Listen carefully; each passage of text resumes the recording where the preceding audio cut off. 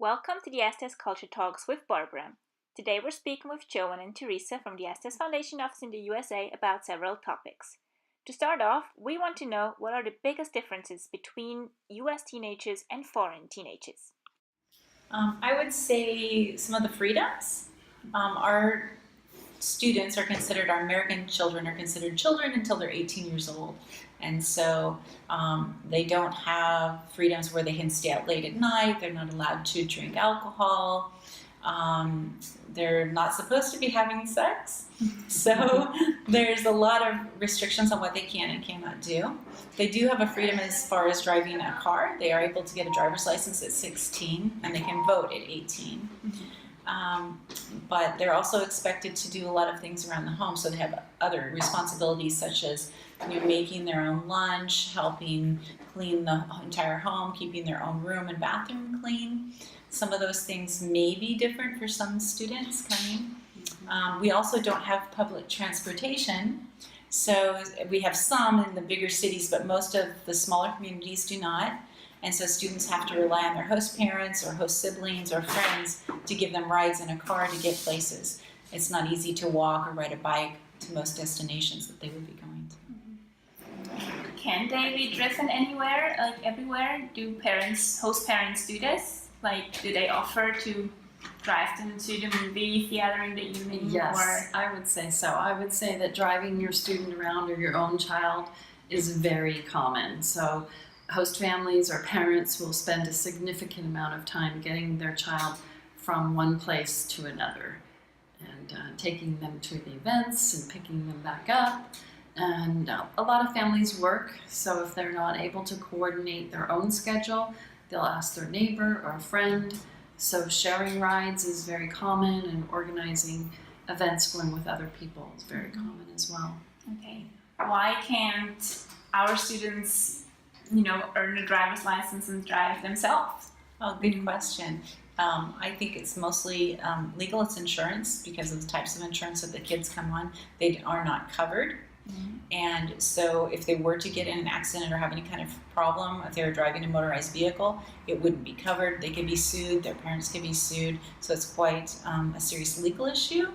And the amount of time that a student needs to drive before they can obtain a license requires a lot of driving, which our students couldn't do because they're not allowed to drive private vehicles. So, okay, yeah, most children in the U.S. at that age are not driving as well. They're waiting, as she said, 16, and then even when they drive, they need to drive alone for a year. So it is actually more common that they remain with the parent, the host family, or friends or family. And if they were driving on their own, they'd be removed from that exchange experience. Mm-hmm. So what would you suggest to every exchange student what they do in their free time? Like, if they have to be driven everywhere, maybe it's not always possible. What do they usually do on weekends? And what is your suggestion to every student what they should be doing? Well, I always suggest that they join a school sport or club. And as Theresa mentioned, the parents are accustomed to driving their children, and we organize carpools, so they would be riding with other people. So that's very common. Many of our host families also attend church, and although we don't require participation, we encourage students to observe and to go to the church. Many of the churches in the U.S. have what's called a youth group, and it's a group of teenagers, and they do activities that are not all religiously based. They might do campouts, volunteer work, and it's a great place to make friends and meet people and get involved as well. A lot of game nights and social events during the week, and food, and a lot of events are centered around the church. But when you hear the word church, you think of religion, and that's really not the case in most of these communities. It is the community and the spirit and the gathering. It's just a more organized way to be together with your community. Okay, tell me a bit more about the communities. Where are students placed? Is it big cities or is it small towns? And what's typical about a community? I think it's... Sure. I would say most of our students are placed in smaller communities. And it's actually preferable. I know that I've talked to students that have been placed in cities, which is rare, and they're like, there was 2,000 or 3,000 students in my school, and no one even cared that I was there. It was really harder. It was a lot harder to make friends. And the students that are placed in smaller communities, they go, hey, you're the new kid. Oh, what's your name? Nice to meet you. And it was easier for them to make friends. And they felt like they were part of the community a little bit quicker because they didn't have to try quite as hard. So the smaller communities are really great, and they're very welcoming to our students. So we do have lots of families that live in smaller towns or smaller communities. And we may say rural, but our idea of rural may not be the same as what the students think. Rural to us could just be a small town. Mm-hmm. Yeah, I think the United States is often misunderstood. And when you think of big cities, you think of New York City or Los Angeles, and those are the best places to be. But those are actually very, very, very small compared to the whole United States. The United States is often more commonly made up of lots and lots and lots of little cities. So that is our culture. Our culture is small towns, small cities, small communities that are all together and networked together. And as you move around in different locations, it's often like moving to a different country. Everybody has different expectations and different things they do on the weekends. I would also tell the students to make sure and try to be as organized as possible. If something is important to them to do on the weekend, then just try to think ahead, try to plan ahead, and let your host family know. They will help accommodate that, but it's not good to wake up Saturday morning and decide to do something far away. Mm-hmm. So planning is a good thing. Okay, sounds wonderful. How do you find host families? Oh, there's a variety of ways. We network through groups within our community, maybe within the church or within the school, or other active groups, maybe families that have adopted children from a specific country, or people that are involved in peace groups. They want to create a more peaceful world, and those kinds of people are the types that really are drawn towards the hosting experience. Some families may have been students themselves, or maybe their family hosted a student when they were young, so they have that international interest. They want to learn about other cultures and experience it. And then a big part of our culture is volunteerism. We really, it's part of our culture. Say there's a woman at the church who needs her house painted, and so people go and they help her paint it. That's just what we do. So we want to give. We feel grateful. We feel like we have a good life, and we want to share that. And we want to learn more about other cultures and other people as well. So it's just really very cultural. Okay. I think a couple other things that come to mind for me is when somebody sees something on the news that they feel is unjust or unfair, that they may be their way to come forward and say, I want to help broaden my world, or I want to help do something because that wasn't fair how that particular culture was treated. Or I want to share with my community that that's not how that country or culture is. And so bringing that to the town to help people see, I think is also another important thing. Okay. Sounds lovely. Let's talk a bit about school. How big is school for a teenager? It could be 50 students, it could be 5,000 students. Mm-hmm. The schools vary. Probably the more common placements are in schools between 500 and 2,000 in there somewhere, but we can have very small schools, and some of our kids just love that. We have kids in Montana where the schools are very small and they just loved it, and then we've had kids in larger schools as well. But I would say every American high school is going to offer football, basketball, and prom for sure. So those are like things you can count on. They're all American. Yeah, spirit within the high school is something you can always count on. There'll be spirit weeks and events and a lot of things going on within the school. That's right. Yeah, and for me, I would say my experience is smaller.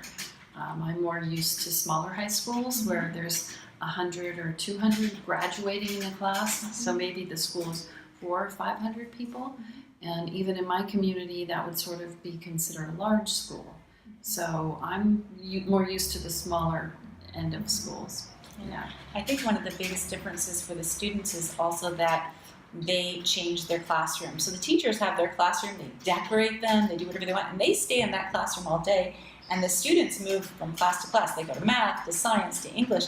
And so there may be a certain number of kids in their math class, and then they all go to a different class the next period. So then they go to science, and it's all new students. So they're always interacting with different students. And so that's a little bit different for, I think, the students coming from other countries. And then we do things like we have an assembly, and it's a spirit assembly, and everyone's supposed to wear their school colors that day, or they have pajama day at school, or like crazy things like that. And of course, their favorite is always the yellow school buses. Most of our schools actually do have those yellow school buses they see in the movies, and they get to ride a yellow school bus to school. Why is that? Why do they have these yellow buses? Do you know? I don't know why we have yellow buses, but Why they're painted yellow, or what? it's just a way for the kids to get to school. It's their transportation. But Bright and sunny. Yeah, and we have the buses because we don't have the local transportation. Yeah. So that becomes the local transportation for the schools, getting them there. Parents are working, or school may be far. It would not be unusual if somebody had to ride a school bus for 45 minutes one way. Yeah, it can be, a long journey for many students, and that's common, They pick them up at the very end of the district. Yeah, they'll pick them up at the end of the road. Okay. So students may be dropped off, or they may have to walk down to the bus stop and then wait for the bus to come. Okay. I even live in an urban area, and they have a bus, and my Swiss student had to walk about 2 blocks to catch the bus. And if the students do join a sport or an activity, usually there's an activity bus. There's a later bus that will take them home, but sometimes there's a few late buses, and they might not take them as close. They might have to walk a little further, but there's still a bus that will take them So if they stay late. being on time is always important, because if you miss the bus, it's a very big burden to your family, or you may not even be able to get to school, or you're going to be late for sure. So that's always important. What happens when you're late in school? Oh, you get marked as tardy, and it goes on your transcript. And if that happens too many times, your parents might have to come into a meeting. You could possibly get suspended. So it's frowned upon. We're very punctual, kind of like the trains. If it says a time, that's the time you're going, right? Right. What do you suggest students when they cannot participate in a particular sport they've chosen or wished to participate in, and they can't? Maybe if the school is big and they have to go to tryouts or something and they can't do that, what do you suggest though? Try something new. You can always do cross country or track. There's some sports that they'll pretty much let anyone do. Okay. Or maybe be a team manager. Ask if you can join the team and help get the water at the towels, or help cheer them on, or whatever it might be. Maybe you can practice with the team and participate in another way. And then there's clubs too. I would definitely say be prepared when you come to not have your mind set on any one thing, because then you may be disappointed. School sports can be limited. They can be very competitive. Sometimes you have to be at the school for 2 years, so you actually have to have lived in that school in order to continue to participate at the next level. So, join something else, as Joan has said, join in, volunteer, and then if that sport is important to you, talk to your host family. They may be able to connect you up to that sport within the community, but not necessarily at the school. Yeah, So they'll still give you something you enjoy to do. Yeah. So there's actually always something everyone can do. Yeah. I had a student that wanted to dance, but the dance team, they had tryouts in the spring before she arrived, and it was very competitive, and it was full, and there was no way she could get on the team.